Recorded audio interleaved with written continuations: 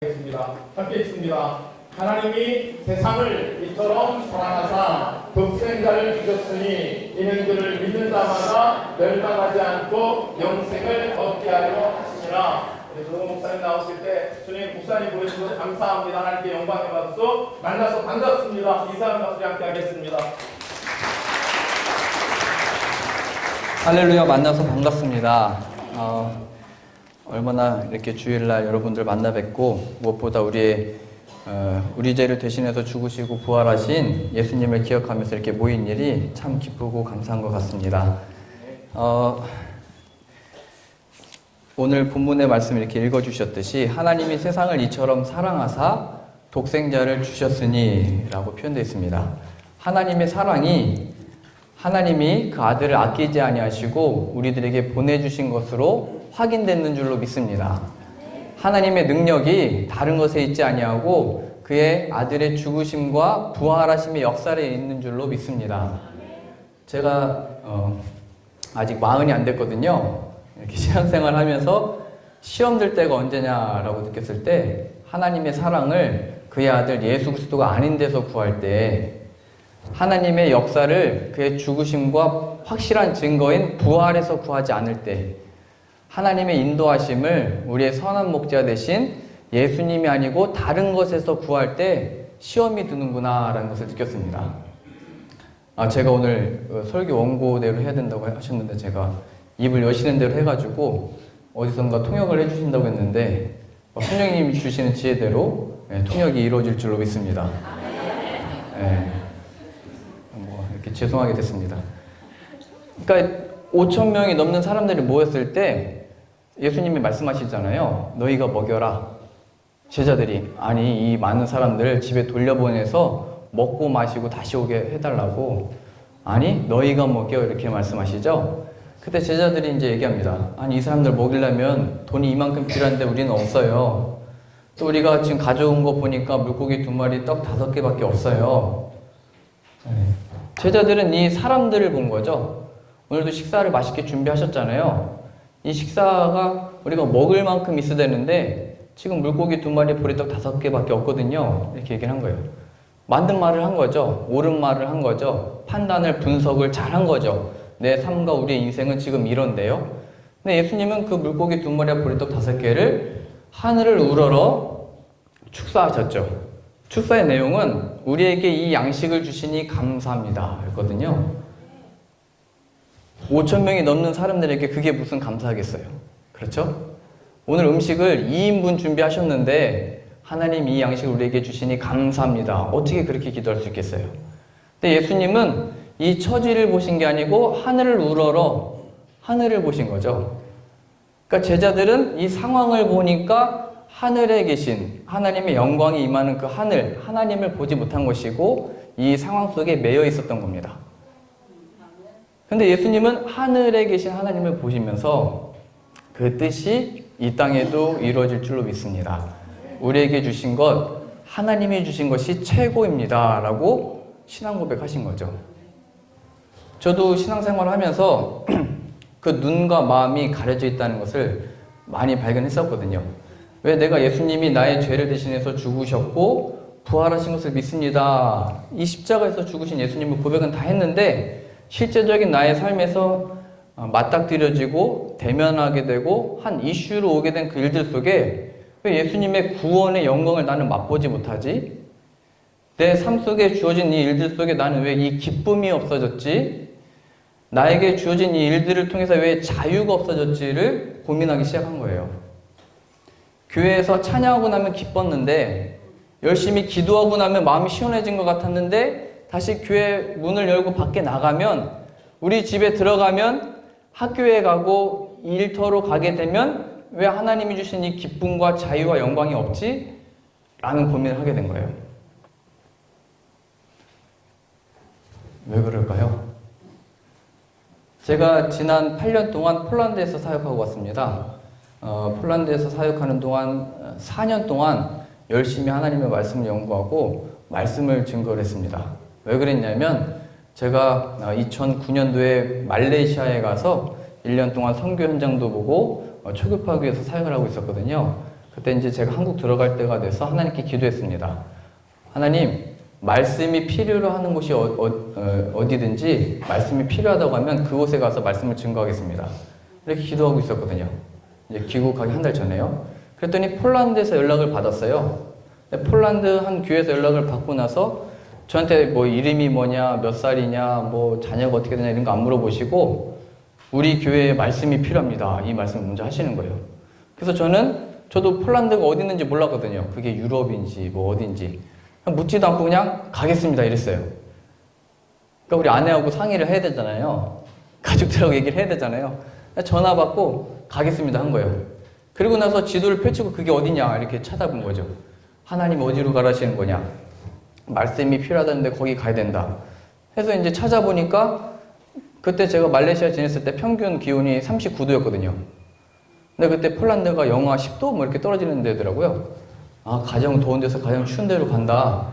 그래가지고 말레이시아에 계셨던 성도님들이 있는 옷 없는 옷 다 주셔가지고 다 입혀가지고 바로 보냈거든요.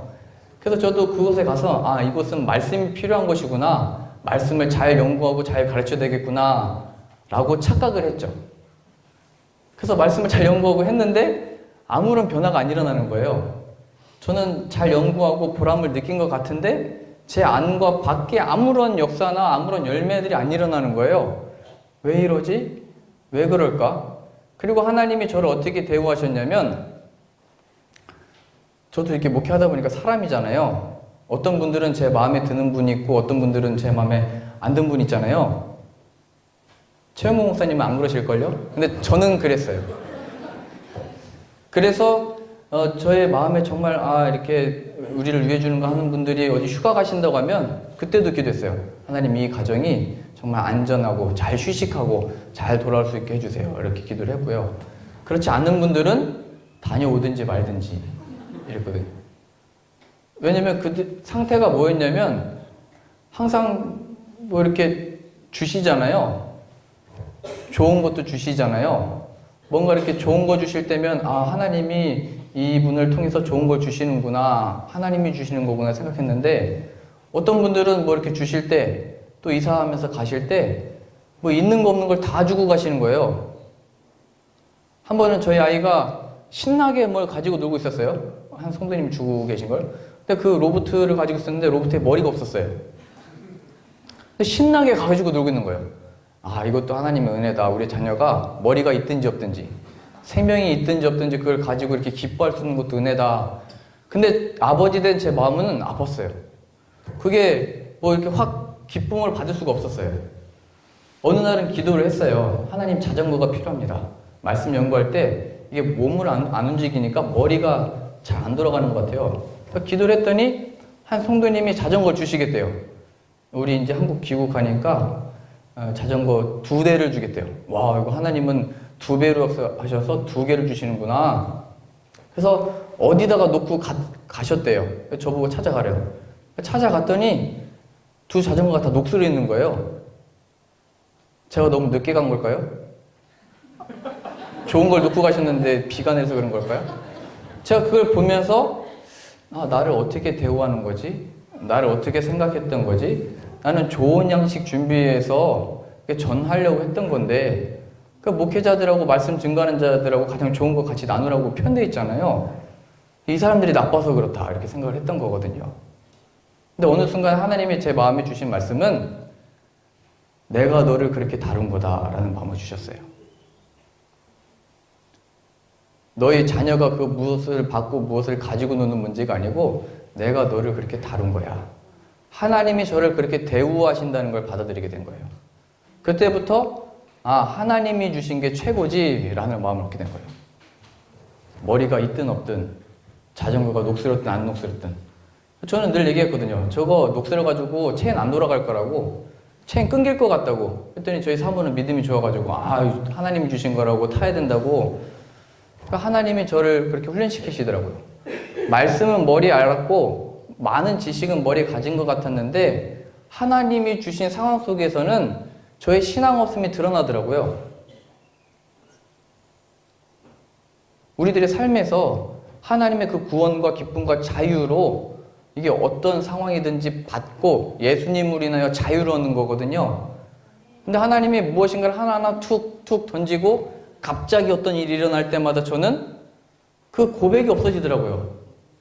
저 십자가에서 죽으신 예수님과 부활하신 예수님의 생명이 내 안에 있습니다. 고백은 다 하고 기도하고 찬양했는데 막상 그 상황이 주어지니까 예수님이 없는 자이더라고요, 제가.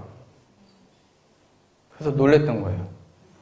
더 놀랬던 건 이걸 열심히 하던 중에 하나님이 어떤 말씀을 주셨냐면, 제가 이것 때문에 두려움에 빠지고 많은 근심과 염려 속에 1년 동안을 지냈는데요. 나더러 주여 주여 하는 자마다 다 천국에 들어갈 것이 아니요 내 아버지의 뜻대로 행하는 자라에 들어가리라. 그날에 많은 사람이 나더러 이르되 우리가 주의 이름으로 선지자 노릇하고 우리가 주의 이름으로 귀신을 쫓아내고 우리가 주의 이름으로 많은 권능을 행하였나이다. 그랬더니 예수님이 내가 밝히 말하되 나는 너희를 도무지 모른다. 이 불법을 행하는 자들아 내게서 떠나가라 하리라. 이렇게 말씀하시거든요. 저는 주여 주여를 외치고 열심히 했거든요. 근데 삶에 마주하는 순간들마다 예수 그리스도가 없다는 걸 발견하다가 이게 뭐지? 이거 어떻게 해야 될지 고민하다가 이 진리의 말씀, 예수님이 직접 하신 말씀이거든요. 이게 저의 말씀으로 확 다가오면서 두려움에 빠진 거예요. 내가 너를 도무지 알지 못한다라는 음성이 저의 귀에 들리기 시작했고 이 불법을 행하는 자야라는 말씀이 저의 마음에 꽂히게 됐고 떠나가라! 이 마음이 저를 하나님의 진노와 심판이 다른 사람이 아니고 말씀 뭐 지키고 못 지키고 뭐 벌 받고 뭐 축복받고 이런 차원이 아니고 저를 향하고 있었더라고요. 교회 안에서 예수 그리스도의 죽으심과 부활하심의 그 역사를 구해야 되는데 그게 아니고 제가 그 예수님을 이 십자가에 이렇게 가로막고서 있더라고요, 제가. 그래서 하나님이 예수님을 통해서 뭐라고 말씀하셨냐면 나를 통하지 않고 내 이 우리, 이 교회 안이 이렇게 우리거든요. 예수님의 이름으로 모인 사람들. 그런데 예수의 이름으로 이 우리에 들어가지 않은 자들은 강도요, 도둑이라고 표현했는데 제가 그 도둑이더라고요. 바울이 사울이라는 이름을 가졌을 때 하나님에 대한 열심을 가지고 했던 게 뭐냐면 예수님 믿던 자들을 박했었던 거거든요. 저는 열심으로 나만큼 하는 사람은 없어. 난 그래도 열심히 했어 라고 했는데 그 열심이 바로 하나님의 그 사역과 열심과 그 능력을 저 십자가에서 보신 예수 그리스도의 부활의 그 능력을 가리고 있었더라고요. 실제적으로는 나에게 주어진 하나님이 대하시는 그 일들 속에 예수 그리스도를 귀히 여기지 아니하고 하나님의 사랑과 인도하심을 다른 곳에서 찾고 있었더라고요. 그게 곧 저에게는 시험의 출발이었습니다. 예수님이 아니고 다른 것으로. 하나님이 이렇게 해야 돼요, 저렇게 해야 돼요. 기도는 했는데 하나님의 뜻을 구하는 것 같았는데 기도한다는 명분이 있었는데 예수님께로 가지를 않더라고요, 제가. 누구든지 목마르거든 내게로 와서 마시라라고 말씀하셨거든요. 이 갈증과 이 고민과 괴로움이 있었는데 예수님께로 안 가더라고요. 그냥 어렸을 때부터 신앙 고백했던 건 있었는데 그건 믿기로 한 거고 천국 확신도 있었거든요. 근데 내 구체적인 삶에서는 실제 대신 예수님께로 안 가고 있었다는 거예요. 수고하고 무거운 짐진 자들아 다 내게로 오라 말씀하셨는데 예수님께 안 가고 있었더라고요.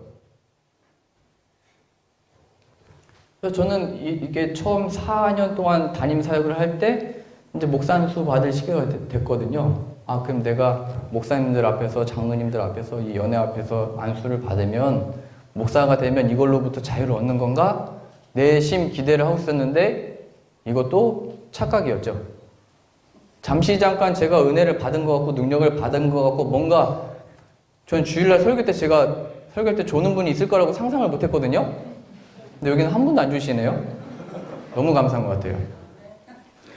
근데 막 안수 받고서 할 때 첫 주는 안 주시더라고요. 뭔가 우리 목사님이 바뀌었나 이제 전도사님에서 목사님이 바뀌었는데 무슨 능력이 나타날까 뭐가 나을까.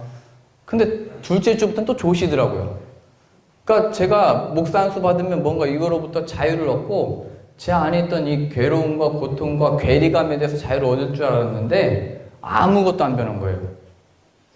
여전히 제 족은 썩어가고 있었고, 바리새인들에게 예수님이 하셨던 그 말씀 있잖아요.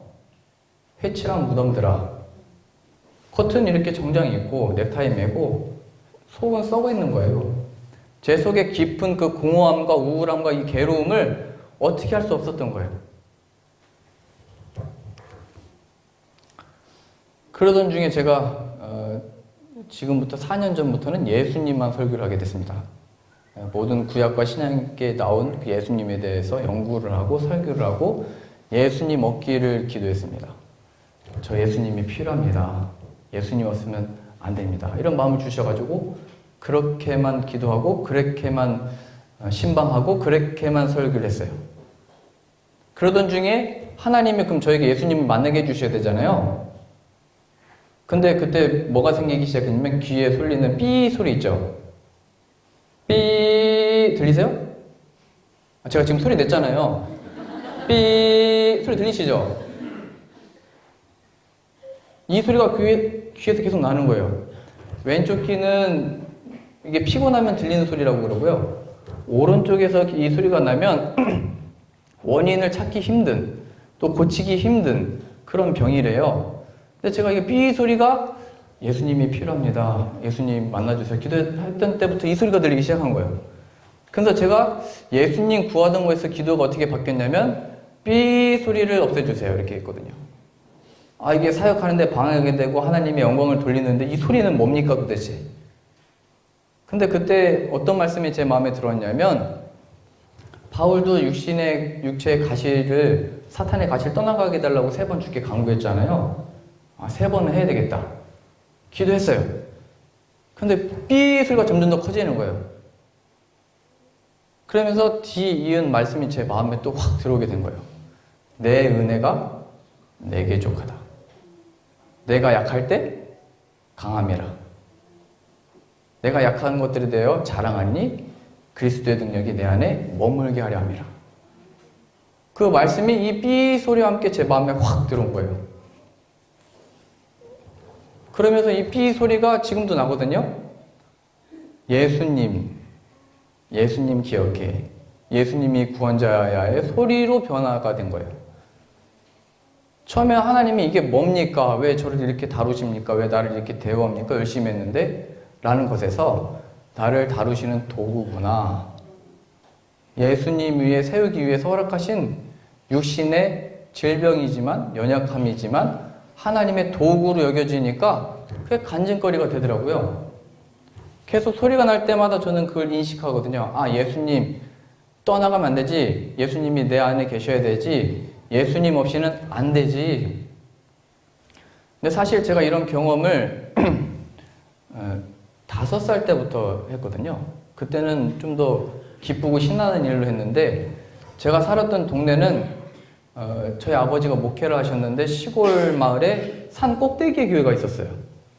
그래서 그 꼭대기에서 밑을 바라보면은 마을의 동네들이 마을들이 있었고 그 마을 끝에 논이 넓게 있었고 그 평야에 이제 가을만 되면은 추수 때가 되면 이제 황금빛으로 이제 바람 한번 불면 이렇게 황금빛 바다에 물결이 이렇게 쳤고 그 평야 끝에는 바다가 있었어요 또. 그럼 또 바닷빛도 아주 그렇게 반짝반짝이면서 천국 같았죠. 그러니까 저는 어렸을 때 거기 앉아가지고 신선 노릇하고 뭐 시 쓰고 찬양하고 너무 천국 같았어요. 너무나 기뻤죠. 이게 천국이다. 하나님이 주신 이 새하늘과 새 땅이 다른 데가 아니고 바로 여기다. 낮에는 그렇게 천국 같았는데 밤만 되면은 시골이니까 아무것도 안 보였어요. 와, 신기하다. 어떻게 낮에는 이렇게 천국 같았는데 어둠이 임하니까 아무것도 안 보이더라고요. 제 마음 같더라고요. 빛이 비춰지면 환한데 빛이 없어지면 어둠. 그래서 제가 그때 뭘 봤냐면 어두워지니까 하늘에 있는 별이 보이더라고요. 이 천국 같은 게 다 없어지고 어둠이 되니까 하늘의 별이 비중하게 됐어요. 왼쪽부터 서쪽부터 동쪽까지 다 별들로 빼곡하게 있었어요.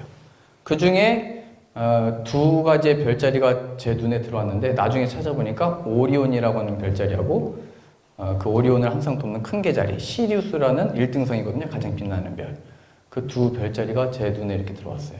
여기도 굉장히 눈부신데 저 불빛이 별이 점점 저게 클로즈업 되기 시작했어요.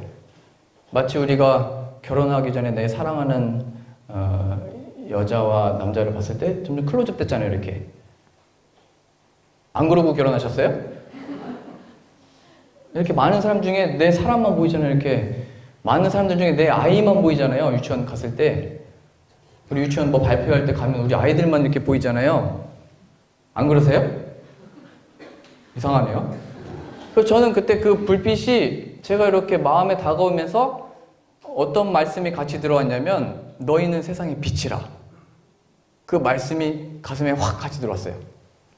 아, 그래. 어둠과 같은 이 세상에 우리를 세상의 빛으로 보내셨지. 이 마음이 확 들어온 거예요. 그러면서 아, 내가 이제 예수님을 위해서 살아야지. 예수님을 위해서 내 몸과 마음을 5살 때 그런 마음이 들었던 거예요. 교회 학교에서 놀다가 들었던 너희는 세상의 빛이라 라는 말씀이에요. 이 세상은 어둠인데 그 속에 나를 빛으로 보내셨구나. 그때부터 제가 어떻게 하면 하나님의 영광을 위해서 살까 두 가지를 제가 결단했거든요. 첫 번째는 학교에서 공부 열심히 하자. 두 번째는 교회에서 시키는 거 다 하자. 첫 번째 학교에서 이제 공부 어떻게 하면 열심히 할까 하다가 예습을 하기 시작했고요. 예습하면서 질문들을 하루에 1시간당 10개 이상씩 만들어 갔어요. 선생님한테 잘 보이려고, 점수 잘 받으려고, 선생님한테 칭찬받으려고요. 질문을 다 준비해서 수업 시간이 돼가지고 선생님이 말씀하시더라고요. 질문할 사람. 그랬더니 저 근데 손을 이렇게 들으려고 했는데 갑자기 그때부터 심장이 뛰기 시작하는 거예요. 쿵쾅쿵쾅쿵쾅 뛰는 거예요. 질문할 사람 이 소리보다 쿵쾅쿵쾅 하는 소리가 귀에 더 크게 들리더라고요. 근데 1교시 때 너무 심장이 뛰어가지고 질문을 못했어요. 2교시 때도 못하고 하루가 지나고 이틀이 지나고 일주일이 지났어요. 주일날 제가 하나님 앞에 기도했어요.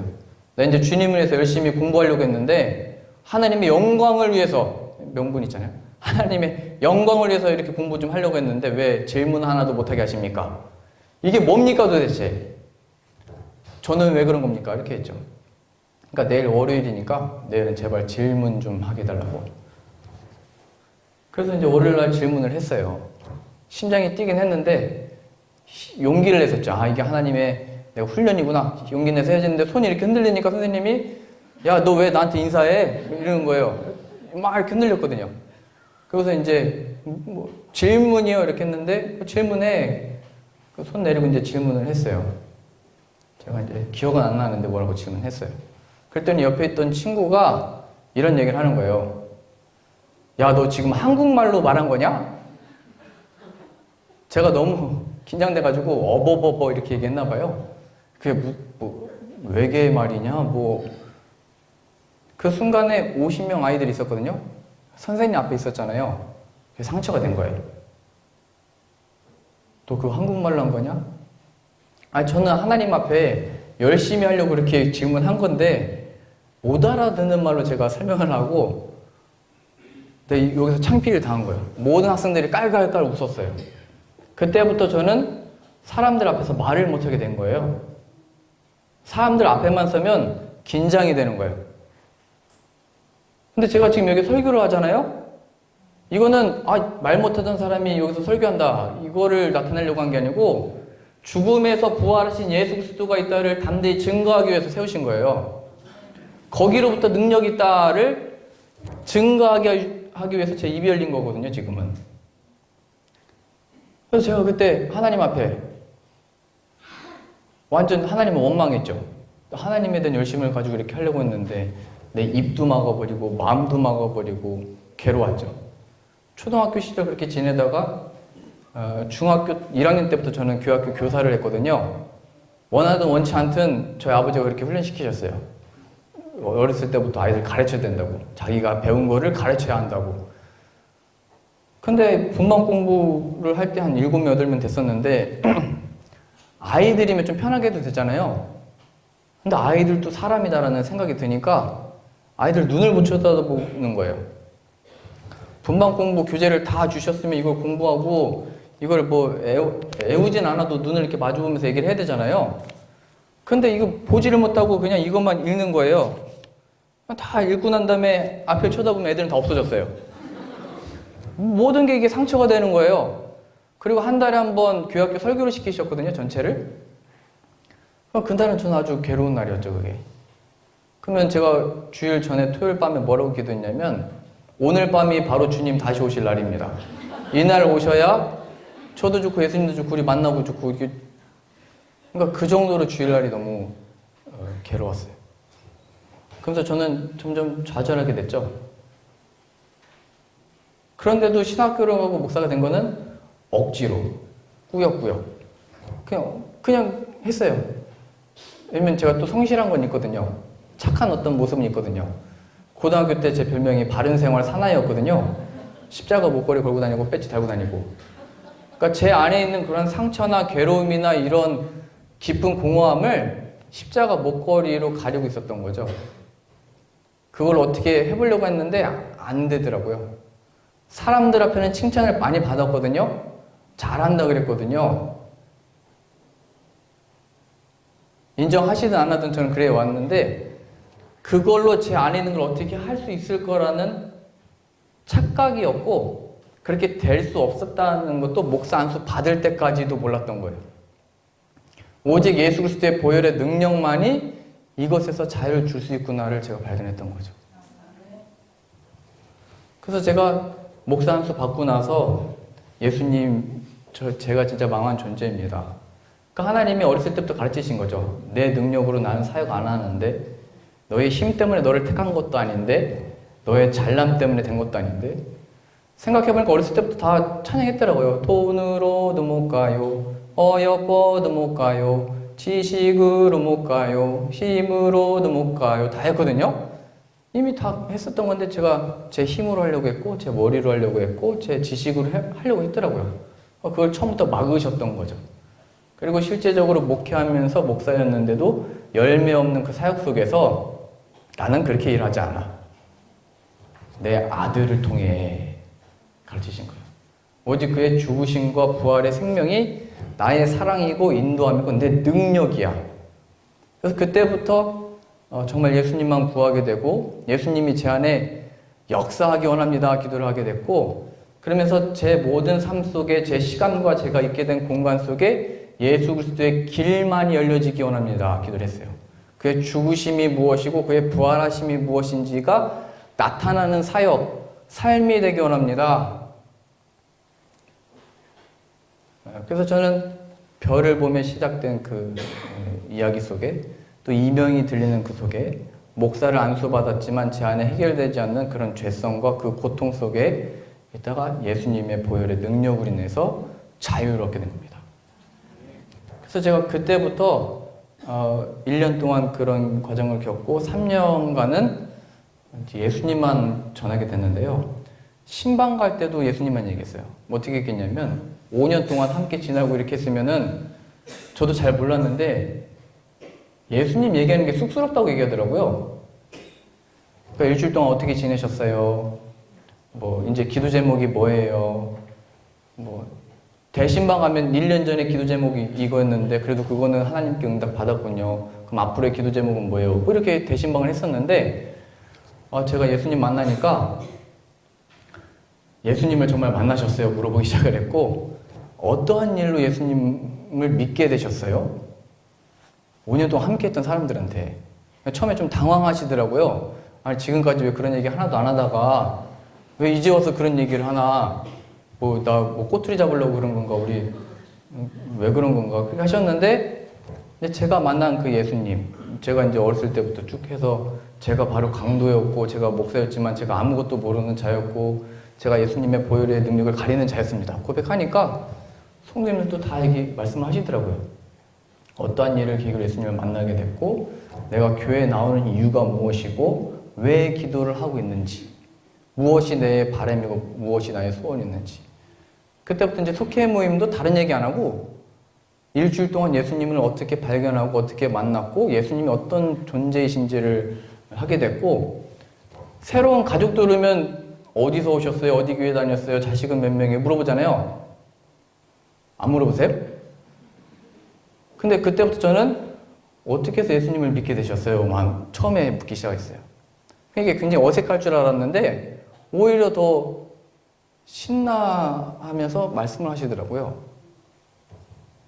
그래서 제가 느낀 거예요. 예수 그리스도의 그 죽으심과 부활하심 하나님의 능력이며 사랑이라면 마귀의 이름 분명하다. 교회 안에서도 예수 그리스도의 이름을 가리는 거다. 그 이름이 증거되지 않도록 이 강단과 교제와 기도 속에서도 주여 주여는 하지만 예수의 그 죽으심과 부활의 권능을 빼는 거다. 그게 마귀의 역사인 거예요. 교회 안이든지 밖이든지요. 그래서 제가 그걸 발견하고 나서 저도 깜짝 놀랐고, 우리가 예수님 없이 예수님은 했지만 예수님의 이름으로 기도합니다라고 기도는 했지만 예수님이 없었구나를 발견하고, 그 예수님이 그때부터 교회를 만지시기 시작하고 성도의 참된 교제를 하기 시작을 했던 거예요. 그렇게 제가 3년을 목회하다가 하나님이 그 마음을 주셨어요. 예수님도 비유의 말씀에서 말씀하셨는데요. 100마리의 양이 있을 때 한 마리 양을 잃어버렸으면 99마리 양을 들에 두고 내가 그 한 마리를 찾기 위해서 가지 않겠느냐?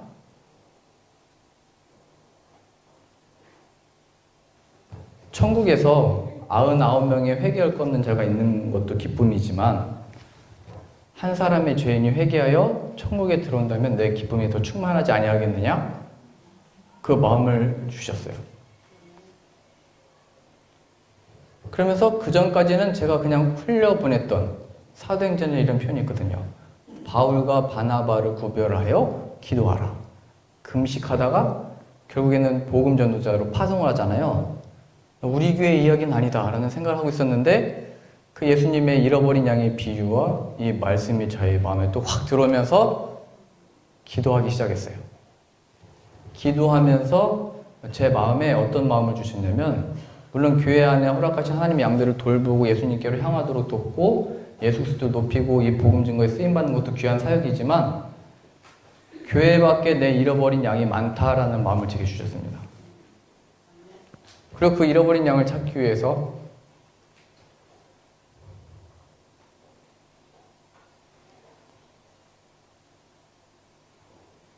우리가 교회 안에만 있었구나를 발견했습니다.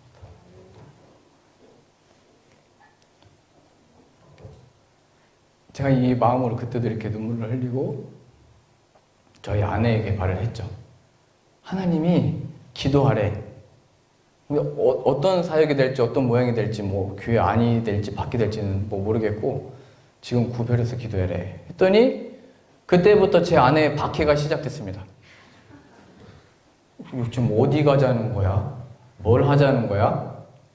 몰라. 그냥 뭐 아무 데도 없으면 그냥 거리에서 하면 되겠지? 했더니 그러면 결혼을 하지 말든가. 혼자면 어디 가서 뭐 길바닥에서 자든 뭘 먹는 걸 구하러 다니든. 우리 자식은 어떻게 해? 지금 3학년, 1학년이거든요, 저희 아이들이. 지난 신년생일 때 자꾸 청년이냐고 물어보는 분이 계셔가지고 제가 이렇게 말씀드립니다.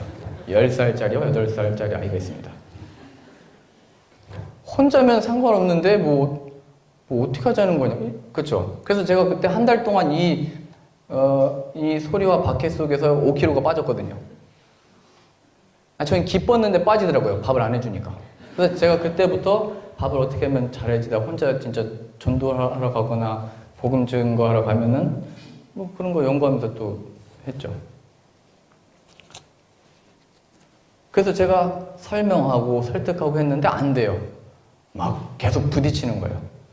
왜 나에게 복음이 맺고 하나님이 이 복된 마음을 주신 것 같은데 왜 부부의 관계는 왜 지옥 같지? 그래서 제 마음에 하나님 어떤 마음을 주셨냐면 너도 하나님의 말씀으로 변화를 받았잖아. 그 마음 받았잖아. 말씀 전에. 그래서 제가 그때부터 얘기한 거예요. 누구든지 자기 목숨을 구원하고자 하면 잃을 것이요.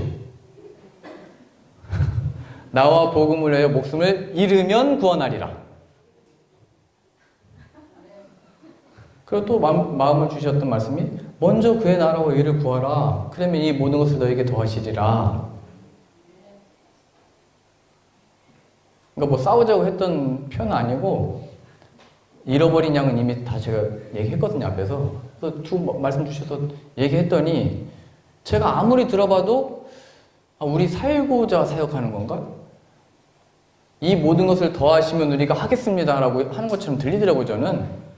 하나님이 주시는 마음에 따라 그 말씀을 전했더니 저희 사모가 한 달 동안 하나님 앞에서 씨름한 거죠, 또. 그러다가 저와 동일한 마음을 얻게 된 거예요. 그리고 나서 그게 토요일 밤이었는데 주일날 교회에 바로 얘기한 거예요. 하나님이 지금 기도하라고 하셨다. 그때가 12월 21일인가요? 12월 거의 이제 넷째 주, 5주였던 것 같은데 넷째 주였으니까 교회에 2019년도 새로운 임원들을 다 뽑아놓고 저희 성도님들도 이렇게 막 모여가지고 으쌰으쌰하고 그때 새로운 분들도 많이 오고 계셨거든요.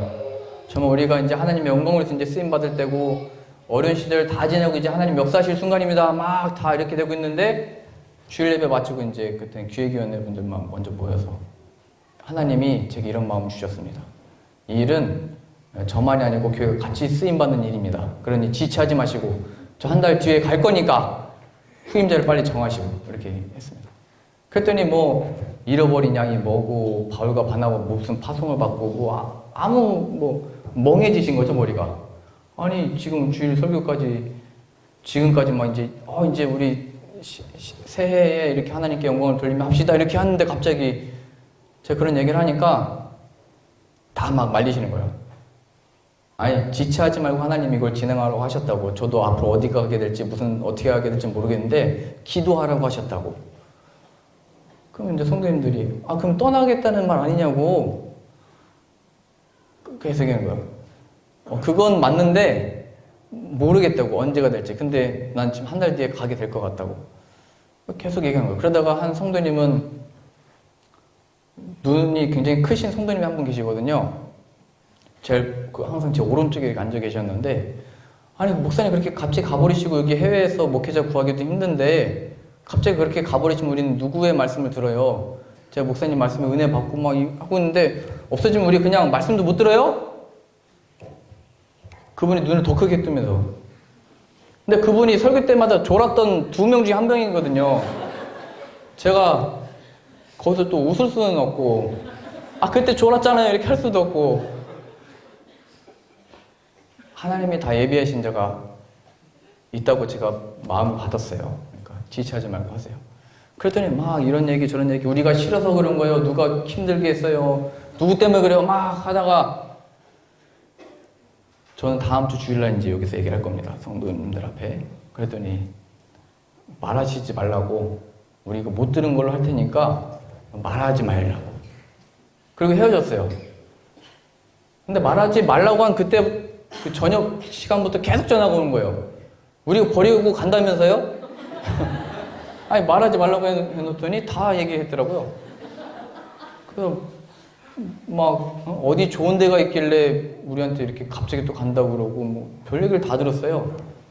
뭐 무슨 꿍꿍이가 있길래 또 그러고. 주일날 다 그냥 얘기할 걸 그랬어요, 제가.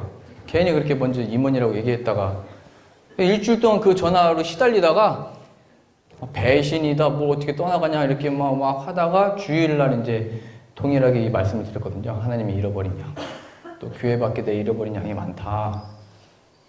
이 일은 이 복음 증거자를 교회 안이든 밖이든 파송하고 하는 거는 교회가 함께 이 복음 전하는 일에 쓰임받는 일이다.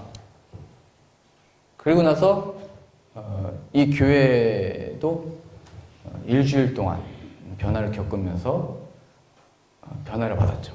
이건 하나님이 하시는 일이다. 하나님이 이 복음 증거하는 일을 위해서 조서원 목사를 구별하여 파송하고 이 일에 우리 교회도 같이 쓰임받는 거다. 이렇게 하면서 놀라운 변화를 겪게 됐고 그때부터 2주 뒤에 후임자가 결정돼서 이제 오시게 됐고 제가 2월 24일 날 이취임 예배를 드리고 오늘이 3월 24일이거든요. 딱 한 달 됐습니다. 요 사이에 겪었던 얘기가 이제 오늘의 본론입니다. 제가 어떤 일을 겪었는지. 근데 시간이 몇 시가 됐죠? 제가 시계가 여기 있었네요. 그러면서 교회 성도님들하고 하루에 3팀씩 만났어요.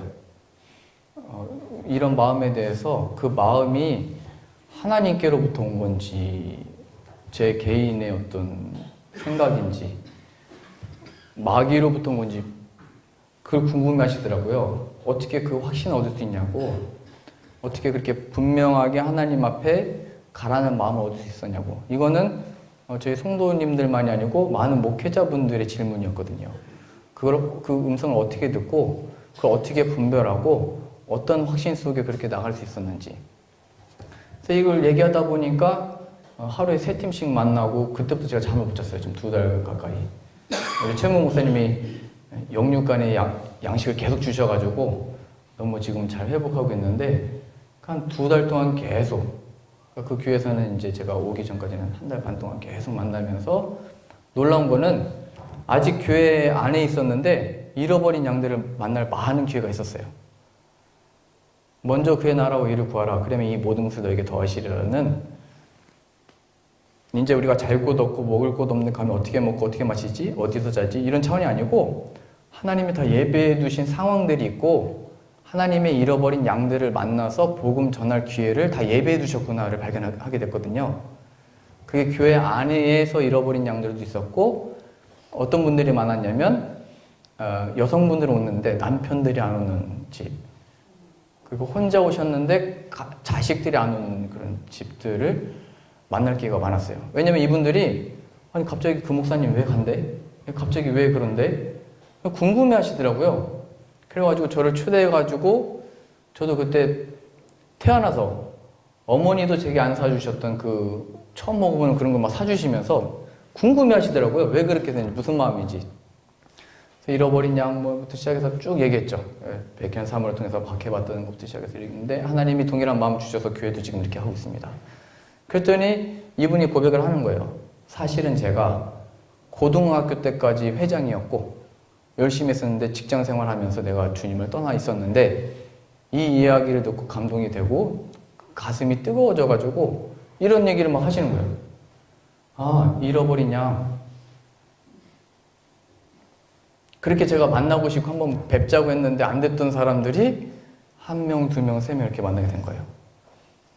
그러면서 저희 폴란드 사람들도 계속 만나면서 복음을 증거하게 됐는데 제가 집을 이사하고 나서 3개월 살고 나왔거든요. 3년 계약해서 돈을 깎았어요. 오래 살 테니까 깎아달라고. 근데 저희가 갑자기 3개월 살고 나간다고 하니까 괘씸해가지고 뭐 고소를 하려고 하더라고요. 괘씸죄. 이렇게 괘씸한 사람 보면 우리도 못 견디잖아요. 근데 이분들이 만나서 저희가 왜 이렇게 갑자기 가게 됐는지 설명하니까 또 감동을 받으신 거예요. 그러더니 왜 가냐, 뭐 때문에 그러냐, 돈이 있냐 없냐, 뭐 보증금 뗀다, 뭐 이런 얘기 하나도 안 하고 우리 가족은 그렇게 못하겠다 이런 얘기를 하시는 거예요. 자식은 어떻게 하냐? 저희 자식을 걱정하시더라고요. 너희 아내는 괜찮냐? 이렇게 얘기를 하더라고요. 그러면서 집주인의 마음도 만지시고 저희가 3년 전부터 전에는 800년 된 루터교회에서 예배드리다가 3년 전부터 신설된 학교가 있어서 강당 예배실을 빌려서 드렸거든요. 근데 거기 교장이 인도 사람이에요. 인도 여자분인데 그 여자분이 8년 전인가 한 인터내셔널 스쿨에서 유치원 교사로 시작하다가 직접 유치원을 차리더니 학교까지 세웠어요. 굉장히 경영을 굉장히 잘하고 굉장히 빨리 잘 되는 분인데, 근데 이분이 인도를 자꾸 왔다 갔다 하는 거예요. 고향집에. 왜 그러냐 했더니 자기 어머니가 말기암이래요. 그래가지고 돌아가실 줄 알고 한 달 갔다 온 건데 안 돌아가시고 다시 왔고, 또 이번에 다시 가는데 또 한 달 있다 올 거라고, 이제 돌아가실 거라고. 그래서 저희 사모가 이제 얘기한 거예요. 너희 어머니에게 지금 필요한 거는 예수님이다. 근데 그 교장이 맞대요, 또. 가서 예수님이 필요하다고 얘기하겠대요. 그래서 가서 예수님을 얘기하고 왔는지 안 왔는지는 모르겠는데, 그리고 나서 한 달 지났으니까 저희는 이제 한국 들어가기 일주일 전이었거든요. 그 교장이 방방 뛰면서 얘기하는 거예요. 우리 엄마가 다 나았대. 그러면서 뭐라고 얘기했냐면, 너희 부부 다시 폴란드로 오게 내가 기도할 거야, 예수님한테. 그런 거예요. 저는 그렇게 크신 분이 이렇게 방방 뛴 거 처음 봤거든요. 그렇게 신나면서 얘기를 하는 거예요. 저희는 그냥 예수님이 필요해 이것만 얘기한 거거든요. 뭐 예수님으로 낫게 해준다, 예수님으로 뭘 할 수 있다 이런 차원이 아니고 예수님으로부터 주어진 어떤 선물들이나 역사나 기적이 아니고 그냥 예수님이 필요해 얘기했던 거거든요. 제가 그래서 신방할 때도 어떻게 했냐면 병원 신방 가시면 보통은 막 은혜 구하면서 치유해달라고 그러고 은혜를 베풀어 주시고 치유의 손길을 만져주시고 요즘엔 뭐 거룩한 빛을 비춰주셔서 뭐 다 만져주셔서 머리끝부터 발끝까지 레이저 광선을 비춰주셔서 뭐 이렇게 기도하시더라고요. 저는 신방 병원으로 가면 어떻게 했냐면 예수님이 우리의 구원자이신 것을 믿으세요? 이렇게 물어봤거든요. 예수님이 치유의 근원이신 것을 믿으세요? 모든 죄와 그 죄의 고통으로부터 자유를 주실 수 있는 이가 예수님인 것을 믿으세요? 그러니까 부모님은 자식 아플 때 제가 아직 떠난 지가 별로 안 됐기 때문에 다 말할 수가 없는데 자식의 그 병원에서도 다 안 된다고 했던 그것 속에 부모의 그 간절한 마음은 얼마나 더하겠어요. 부모에 대한 부모가 자식에 대한 마음. 근데 그 부모한테 얘는 뭐 애기니까 못 알아들으니까 부모한테 얘기하는 거예요. 우리의 구원자가 예수님이신 것을 믿으세요?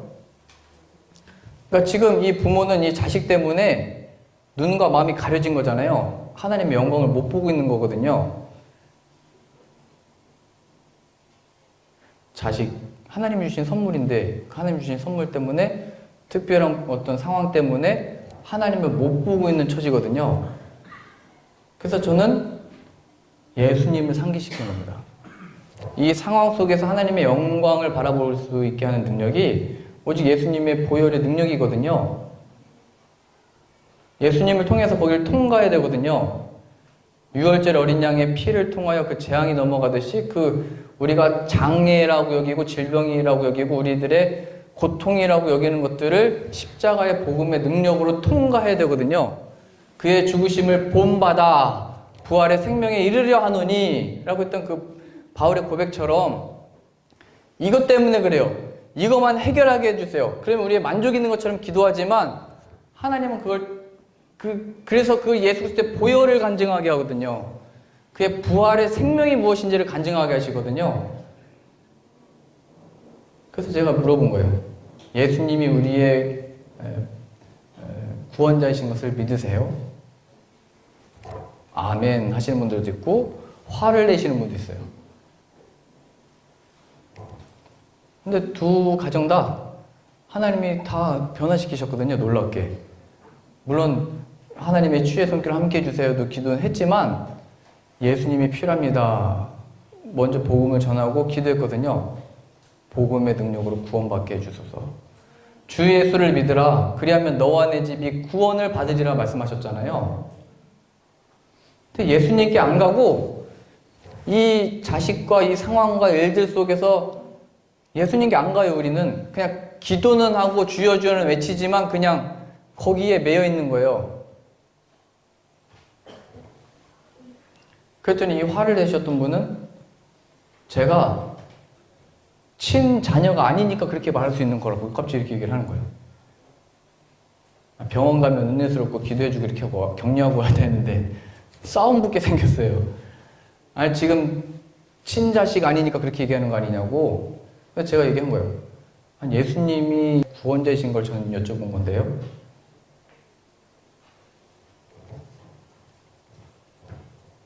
예수님이 우리의 정말 구원자고 기쁨이고 자유면 치유의 근원이면 지금 이 상황에서도 예수님이 어떤 분이신지의 고백이 있어야 되잖아요. 제가 어렸을 때부터 예수님 얘기했는데 저의 구체적인 하나님의 대우나 괴로움과 상황 속에서는 예수님이 아무런 능력도 아니고 실제가 아니었던 것처럼 아무리 직분 달고 아무리 저도 목사가 되고 났어도 삶에서는 그냥 아무것도 아니고 귀히 여기지도 않고 그냥 이 안에 없으니까요. 제 밖에 있는 하나의 도구였으니까요. 지금 이 상황을 모면할 우리 자식을 깨끗하게 해줄 하나의 힘이니까요. 바리새인들과 유대인들이 마치 지금도 통곡의 벽에서 기도하면서 나라의 해방, 예수님의 제자들도 똑같거든요. 성령, 내가 가면 성령이 올 거야 했더니 그럼 그때가 이 나라의 회복입니까? 너희 알 바 아니다. 그건 하나님께 속해 있어. 오직 성령이 너에게 임하시면 너희가 권능을 받고 예루살렘과 온 유대와 사마리아와 땅끝까지 이르러 내 증인이 되리라 말씀하셨거든요. 예수님을 얻게 된 자들이 증인이 되는 거거든요. 전에는 해방, 힘 갖는 게 간증거리였다면 이제는 예수님이 우리 안에 들어와서 이루어지는 새 창조의 역사가 간증이거든요. 아브라함에게 있어서 이삭은 간증거리였잖아요. 평생에 하나님이 약속하신 것을 이뤄주셨다. 평생 걸쳐서. 자식 못 낳을 때 낳았다. 근데 그렇게 하나님을 간증하고 전도할 수 있는 도구인데 하나님이 이삭을 바치라고 한 이유는 너의 간증은 이삭 아니야. 이삭을 준 나야 말씀하시는 거죠. 그래서 아브라함은 그 신앙과 믿음 속에서 바칠 수 있었던 거예요. 자식, 일터, 돈, 우리의 삶과 인생은 다 하나님이 주신 거니까 하나님께 바칩니다의 단순한, 물론 그것도 훌륭한 신앙이겠지만 그 단순함을 넘어서 예수 그리스도가 우리에게 진짜냐, 내 아들로 여호와는 나의 목자시니 내게 부족함이 없습니다의 그 신앙 고백이 진짜인지 아닌지가 돈 쓰는 데에서 그런 질병과 괴로움과 우리가 벗어나지 못하는 고통 속에서 하나님이 다 드러내시는 거예요. 근데 뭐 요점은 여튼 두 가정 다 변화를 받았어요. 그렇게 고백을 해요. 아, 그때 그렇게 기도해줘서 고맙다고. 예수님 기억나게 해줘서 고맙다고. 예수님이 정말 그래서 우리가 더 배우게 됐다고. 그래서 제가 교회에서 이런 내용들을 이제 신방하고 만나면서 많은 변화를 겪게 됐고요.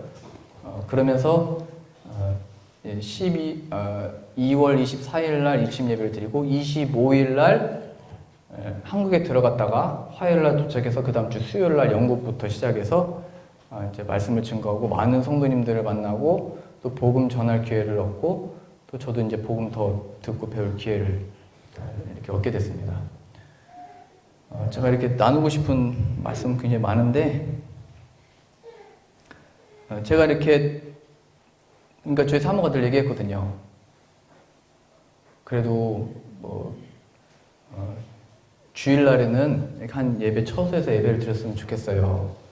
저는 그렇게 얘기했어요. 아니 그냥 예배 장소가 없으면 하나님 허락하신 거리든 어디든 거기에서 예배 드리고 전도하고 하면 되지 않겠냐고 아이들하고 계속 기도하더니 한국 딱 들어가기 전에 이제 연락이 오신 거예요. 최모 목사님도 연락도 주시고 영국과 독일의 교회들이 하셔서 주일마다 교회 안을 와서 예배 드리게 됐어요. 얼마나 기쁘고 감사한지 모르겠고요. 처음에 제가 이렇게 다니면서 복음을 또 배우면서 전하면서 느끼는 거는 저희만 열심히 하고 있는 줄 알았거든요. 저희만 예수님 아는 줄 알았는데 나와보니까 하나님이 지역마다 나라마다 하나님의 뜻하시고 세우신 하나님의 사람들이 있고 기도하는 분들이 있고 제가 지도에서 찾아보니까 영국의 엑시터가 서쪽 끝에 있거든요. 그 다음에 런던, 헤이그, 그 다음에 제가 프랑크푸르트 들렸다가 하노버, 베를린, 제가 살던 폴란드의 브루츠와프. 일직선이더라고, 서쪽부터 동쪽까지. 그래서 하나님이 야, 이 유럽에 나의 사람들이 7,000명 있다. 이렇게 엘리야에게 말씀하셨잖아요.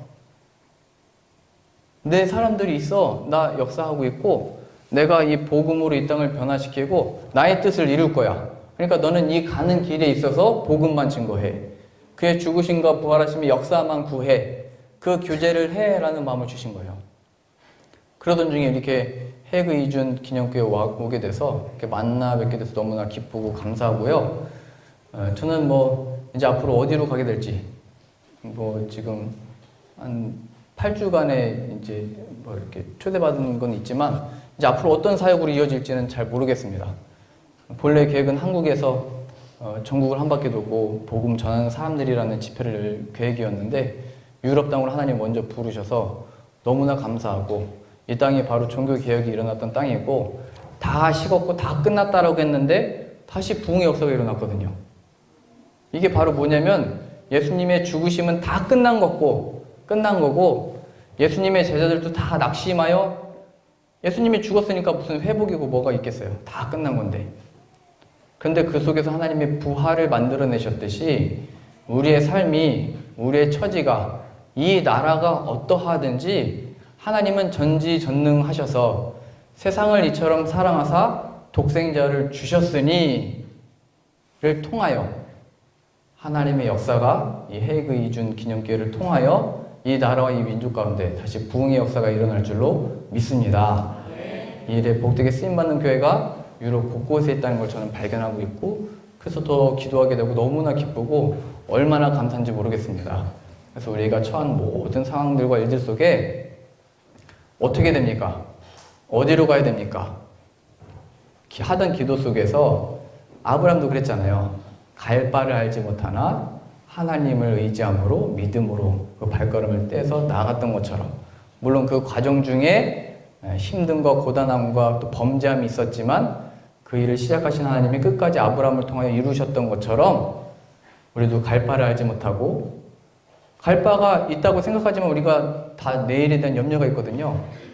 그 모든 것들을 하나님께 맡기고 오늘도 눈뜨게 하신, 오늘도 걷게 하신, 이 자리에 모여서 함께 기도하게 하신, 예배하게 하신 하나님을 인하여 또 하나님의 보내신 아들 예수 그리스도로 인하여 그 영광을 누리고 하나님의 은혜와 진리와 영광을 충만히 누리며 그 예수의 이름의 증거자가 되는 저 여러분들 다 되실 수 있기를 바랍니다. 기도하겠습니다.